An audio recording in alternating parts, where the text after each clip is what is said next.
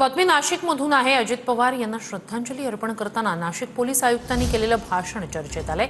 कोकाटे यांच्या प्रकरणात दादांनी मला फोन करून दरडावून सांगितलं होतं, तुम्ही स्वतः त्यात लक्ष घाला, काही प्रॉब्लेम झाला नाही पाहिजे, असं सीपी संदीप कर्णिक म्हणाले। तर अंबादास दानवे यांच्या वक्तव्याचं समर्थनही पाहायला मिळालं।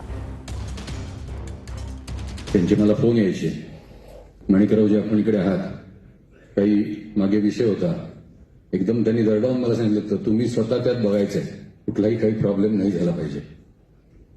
आमदार मॅडम या ठिकाणी आहेत, मी पहिल्यांदा जिथे जॉईन झालो त्यावेळेला त्यांनी मला ठणकून सांगितलं, सरोज माझी लहान बहीण आहे, तिची काळजी घ्यायची। अशा प्रकारे अनेक जणांवर त्यांचं जे प्रेम होतं, प्रत्येक गोष्ट माहिती असायची आणि जी काळजी ते घ्यायची ती काळजी घ्यायला आता कोणी राहिलं नाही।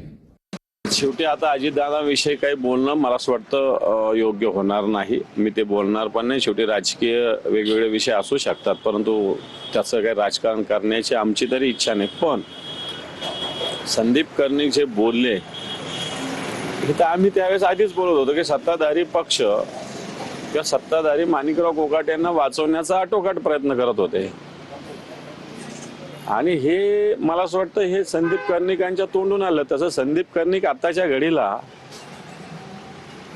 आउट ऑफ वे जाऊन राज्यकर्त्यांना मदत करतात, नियम कायदे गुंडाळून ठेवतात, अशी अनेक उदाहरणं आहेत संदीप कर्णिक।